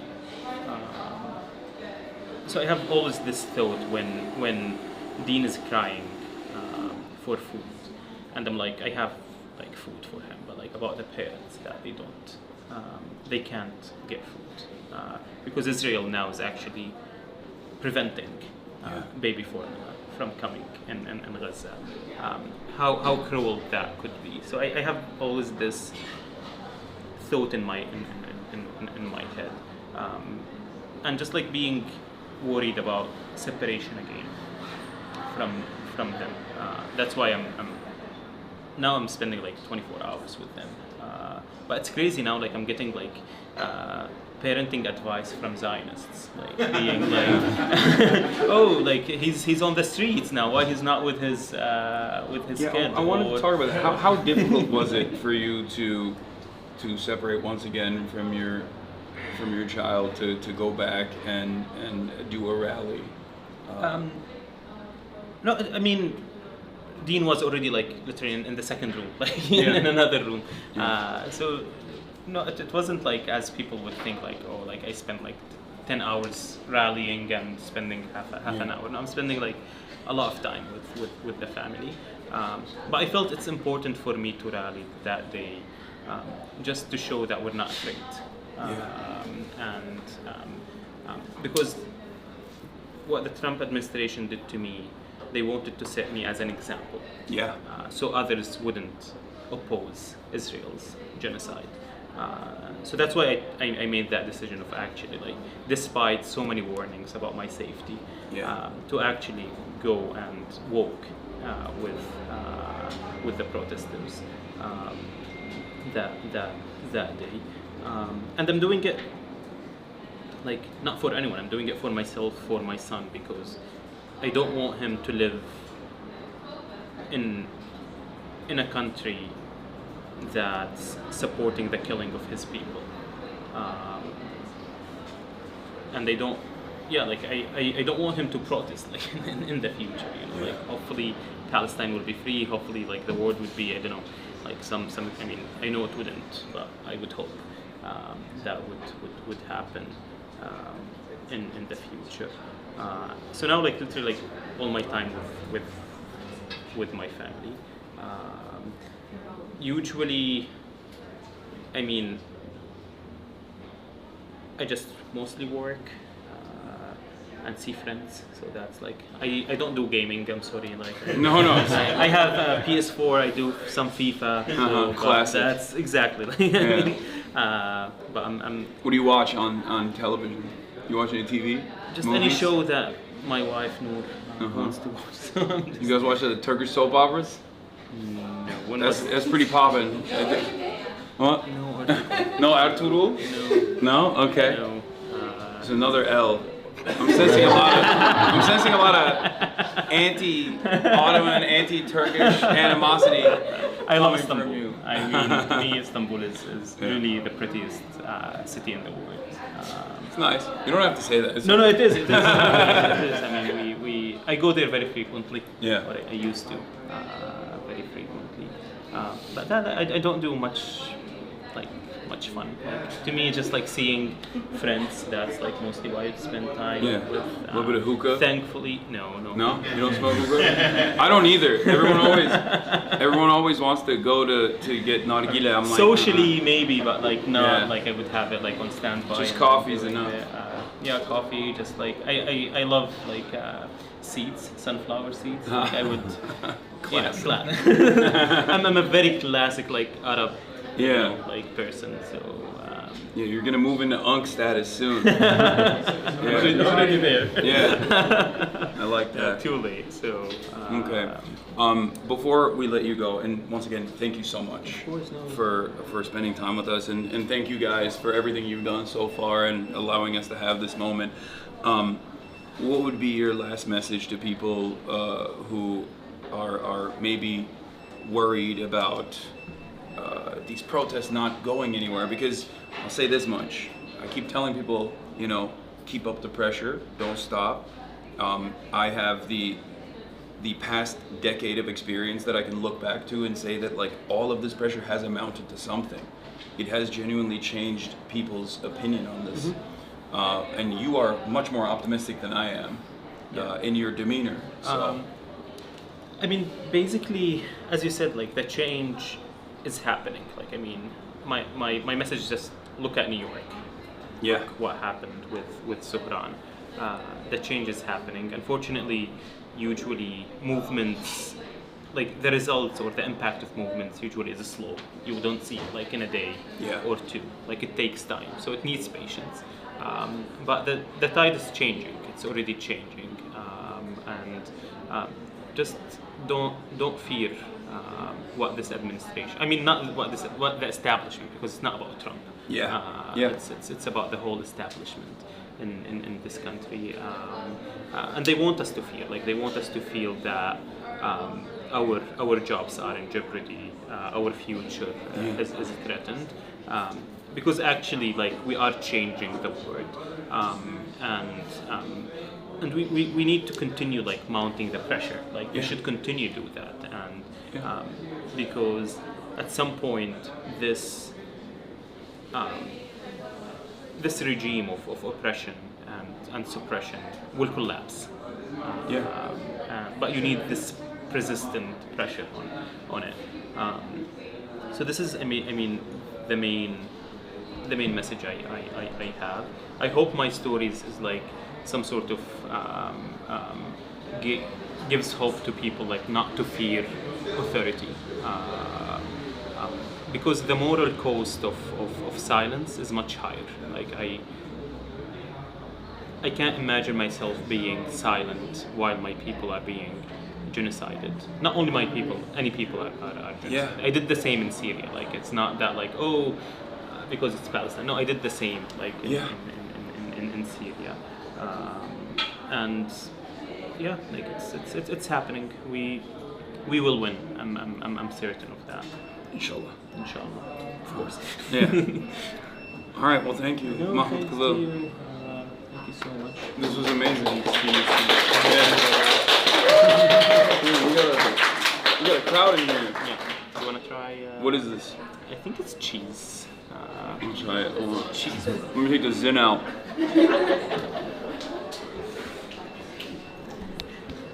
Is it cheese? Yeah. Is No, it it good? is. That's good. And we are in Qahwa House. I know. Like, no. Oh yeah, thank you That's you. fine. To Qahwa House Qahwa is House. It's delicious. really... We're leaving now. Yeah. One of the Qahwa houses around the country. Yeah. Thank you, Wait. Omar. Yeah, thank you to Omar from Qahwa House as well for allowing us to use this space to have this conversation. This is delicious. I should have had it when I first came That's in. why I was like, yeah, let's come here. Yeah. What else I got here that's good? I mean, you should try their sweets. There's Khalit al-Nahl, like, what's Khalit al-Nahl? Oh, honey. Honeycomb, yeah. It's really good. It's I'm there. a Savannah. Were you about to have some of this? Because I had one. Okay. You ate myself, but it's fine. I will. Okay. All right. Well, thank you. And what's next now? Where are you going? I'm gonna go back to my my hotel, my base of operations, and go back to covering the news. Thank you so much. Well, Appreciate you. Thank you. Thank you for everything. Oh, let's take a photo.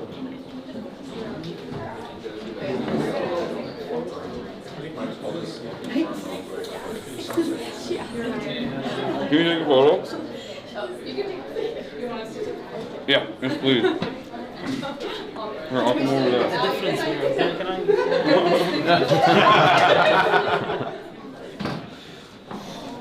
Yeah. When oh. So you did the. We don't know how to say cheese in Turkish. No, we said painted. It doesn't sound good. Let me swallow. Sorry. All right, you can do it again. No, do it again. Now that I've swallowed.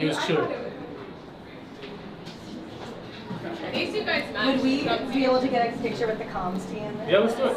Yeah, let's do it. Can I pee real quick? Yeah, of course. You need to be, yes. Can I? Oh, yeah. Sorry. Yes. I'm gonna pee real You're gonna quick. get, I'll be you're gonna back. get mobbed. No, it's fine. I'm just gonna. Let me introduce myself. You know what's called win? Good. No, just wanted to say you're a big hero. And, I mean, I didn't do anything. It's just like no, I got arrested with GVP protesting the Trump Tower. And, thank you so much. That gave me so much hope when Really? someone told me about No, it. Someone I was in prison and they played the audio to me. it was like one of the most special moments of my life. I think about it, I know it takes a lot, like, to put your life on the line. No, it was nothing. It was an afternoon I gave up. You had a lot more to sacrifice. I was like, I had to eat bad Cheerios for an hour. It could have been a lot worse. Thank you so much. No, thank you. I wanted to ask if this is my Noah's co-host. we make a podcast together. Brandon. I lived in Vietnam for a little bit. Oh, okay. Did you do the, like, protecting the community? I was working as an intern for a news organization, a local Palestinian news organization. So that that's there is pretty bad. I know. No, still have a couple friends. All the settlers. Yeah, it's kicking up there as well. I'm glad I got to meet you. It's a real honor. It's my pleasure. I wanted to ask. Excuse me. We're going to be annoying and ask for a photo. Yes. Yeah, I mean, I appreciate it. Thank you very much. Get in, guys.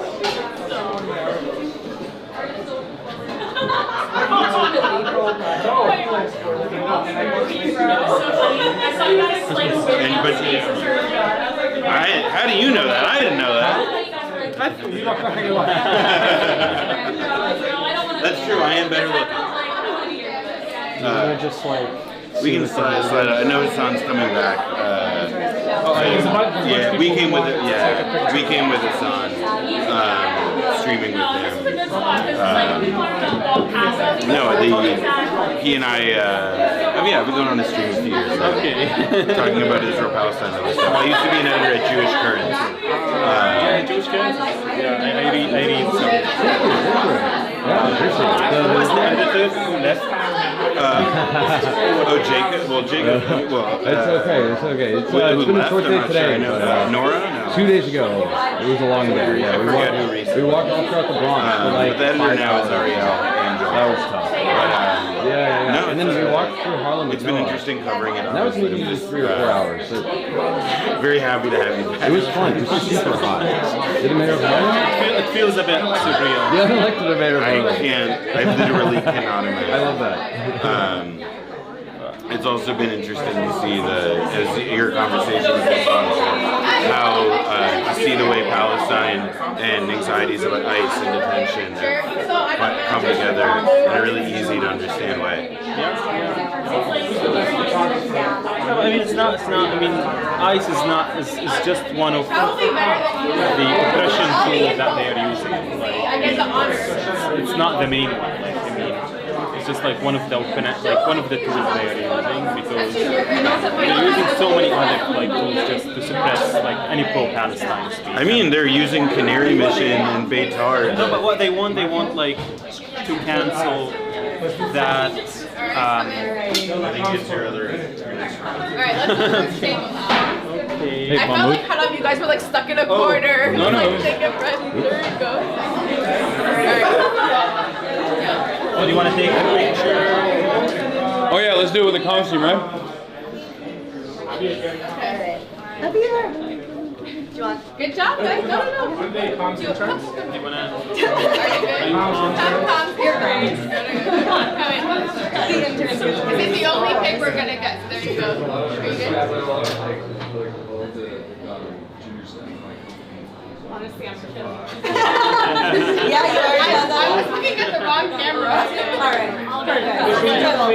Thank you guys. Thank you so much. Yeah, can we get it clear? Thank you, Chad. Yeah.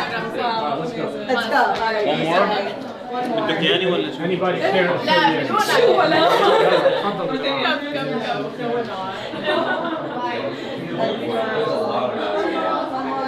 All right. Thank you. This is what you gotta get used to now. Yeah. I salute you for your courage, speaking up the way that you do. I also see you. Oh, thank you. We got to talk about your CBP experience. Oh yeah. We will. Yeah, we'll when we're not streaming Yeah. for sure. You should. We'll message. Yeah, absolutely. Okay. We can go now. If you guys are trying to leave quickly, I can. Let me tell David, can you let them? Can you? I'm gonna let you get out first. Oh, that's gonna be much harder because they're gonna wanna. There's a lot of people that want to take photos. I was saying like you can escort them out if you want. Yeah, and I'll just wait here. Okay. If you need tell us. Will they be able to do it if we get him now? Yeah, All right, here. let's move it up. Okay, let's do that. We'll get. Because you take your time. No, yeah. Rob is gonna help you out. Help you escape. It was good to see you. Yeah. Whenever you are in New York, Yeah, just go now. you have a Don't place. sign. Yeah, let me know. Yeah. of course. Thank Thank you. you. Good to meet you. Thank you. Nice to meet you guys. All right, I'm gonna Yeah. go now. Yeah, I'm here. If you want to take. Sorry, Thank you so much. Yeah. Have a great day. All right, if you guys want to take photos, I'm here. You can take photos here. People coming up taking photos with you? Yeah. All right. I just want to. I was trying to get him to escape by throwing a cast of dispersion, but it didn't work. They're tunneled in. But yeah.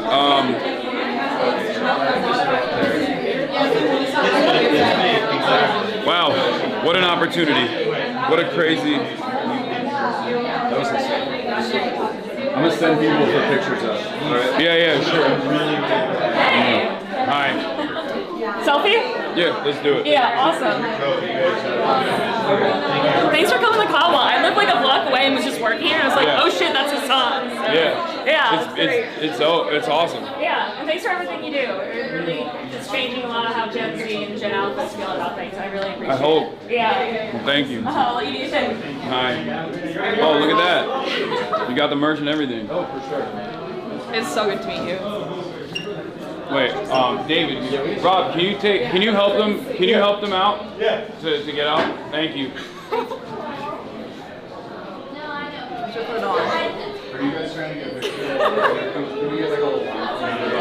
Thank you so much for everything you do. I watch you religiously. Thank you for watching. Yeah, it's amazing.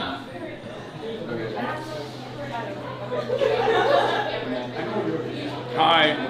Hello. And also my older sister is super into Turkish stuff. Oh, hell yeah. Oh, yeah, if you could take the photo, that'd be great. Get a little closer together. Perfect. There you go. Thank you so much. Thanks so much. Nice to meet you guys. Happily. You're so much nicer than Grace. Yeah. Grace was yelling at people. Well, Brace was too nice. He was like, yeah, give me the phone. He's like, give me your phone. I want to look at your pictures. No, he literally be like, I would love to take a photo of you. Yeah. Bro, I've been chasing you since the Bronx, bro. Oh, damn. Okay, well, you found me. You're in my Found me now. hood. There you go. Nice to meet you, bro. Thank you Nice so to much meet for you. all the work you do, especially for the Latino community. Fuck guys, free Palestine. Let's go. Hell What's up, yeah. chat? Hi. This is the second Yemeni coffee shop we meet in. Oh, yeah. Yeah, Astoria last time. There you go. Thank you so much. You're welcome. Thank you so much. Thank him. I'm just the camera. Well, thank you. But you're great. That's right. I could see you're expert. There we go. There we go. Yeah, that's a little juice for me. There you go. Thank you so much. Thank you for everything. No, of course, thank you. Should we do? Should we walk around Colombia? That would be interesting. That would be And then interesting. before we leave? I don't know if we can get on campus the first. No, we can't. Yeah. Yeah. My Shy Davide identification card is no longer working. I tried. It's weird. I don't know what happened. You guys look so similar too. Yeah, we have the same physique, same build. You know? I don't know what happened. Damn, we got some blowback heads in here. Yo, blowback head. I took like a few. Thank you. Sorry, Hasanabi, okay for taking a picture? Yeah, let's do it. Appreciate it. Oh, you messed up here.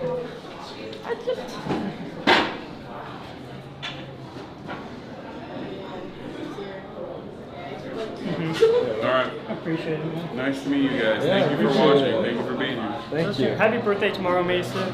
Happy birthday, Mason. All right. All right, we got last couple of ones, and then we'll move, and then we'll roll out. What's up? We've been watching this since like 2020. Hell yeah. Locked in for a bit. Yeah. Thank So you. it's very nice to meet you. No, for real. Thank you. All right. Thank you so much. Yeah, Nice thank to you meet for you. everything. Thank you for watching, guys. Anybody else? All right. Are you hired? Oh, can you not live stream? No. No. No. I'm sorry. Also, no, actually for the blowback card. I'm sorry. It's good to meet you. Yeah. Is there anybody else? You too? Are you? No, I'm good. Oh, you're good? Okay. Then I think. Wait, don't even film this. Here, we'll just do it real quick. Oh, I think. Are you in line? I just want to talk to you. All right, you want a photo? Sure, but Last one, real I quick. want you to share the. Sorry, I didn't hear you. I want you to share a couple of causes if that's okay. You want a what? Share a couple of causes if that's okay. Sure. Yeah. Rose, shout out Heal Palestine. We've already done fundraising for that. Okay. Oh, Okay. yeah. I want to shout out a couple of causes. One is Heal Palestine. The latest person that they're helping is a little girl by the name of Haneen Al-Wadia. Some of you may recognize her. She was that little girl wading through the fire in that Yeah. video a while back. The media mixed her up with another girl called Word. So this is her page. If you just search Healing Haneen, you'll find the donation page. And the other two organizations I want to shout out, for anyone from a STEM or computer science background or tech activism, check out Tech for Palestine. This was founded by a fellow Irish New Yorker who talked about big tech's complicity in the genocide. And if you're curious about his background, his name is Paul Biggar, B-I-G-G-A-R. Two articles that are noteworthy to read are I Can't Sleep and Ireland is failing Palestine because Ireland is not doing enough regarding this issue. And then the last one I want to shout out for our students from either a MENA or a Muslim background, but we welcome everyone from multi-faith backgrounds. It's called Arab Tech Collective. To summarize, Heal Palestine, Tech for Palestine, and Arab Tech Collective. All right. Thank you, take care. I shake your hand, but I'm sick right now. So. Okay. But thank you. All right. Assalamu alaikum. Thank you for being considerate. Nice to meet you. All right. We can mobilize. We can move. We can. Do you want to eat around here somewhere? Is there like a good I place? don't have anything in particular in mind. Oh, Down to go back down. then never mind. Then I'll Yeah, be. down to just go. We can do back. I got him in the KFD as an interview in a little while. Yeah. Of course. All right. Perfect. Thank you. All right. Perfect. I'm just gonna call the. I'm gonna call the car here then. Cool. We're going back downtown. Yeah. Had you wanted to walk around or something? That's what they was. No, it's fine. No, I wanted to do that if he was down to do it. Oh, okay. And yeah, I got security just for him. I normally don't, you know, I just That's what I thought. yeah, I just roam around. Yeah. Did you have fun last night? It was crowded. It was great. Yeah, I had a great time. It was a nice event. Yeah. Time was like not the norm for them, but Okay, I want to be. Yeah. What's up? Oh, you can go in there. Yeah, we're done. Yeah. Someone left a bag there. Oh, okay. No, of course not. Let's do it. Yeah. He does it all. Yeah, man. Multi-thread. Actually, you do it. Here, yeah, I got it. It's too hard for you? I don't want to fuck it up. There you go, man. Oh, are you in or? I am. Oh yeah, they were watching. That girl's curves, and especially about the very cute part. Same.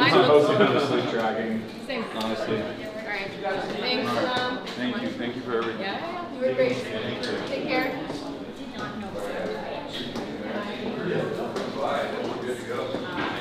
Nicely done. That was easy peasy. You read it now? Yeah, the 14-year-old, bro. I'm 14. It's good. It's good. Better be the Andrew Tate. Those are the choices. Yeah, which way was your man? Yeah, it's you. Do Yeah, have a good one, guys. Thank you for everything. Have a good day.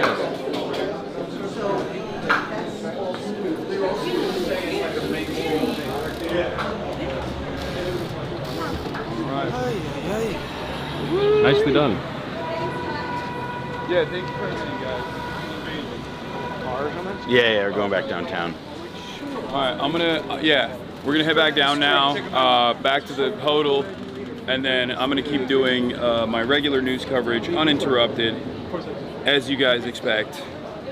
Every single day, baby, rain or shine. MSNBC Hasan in full effect. Yeah, always. 24/7. But I hope that was a productive conversation. I think so. I think that was good.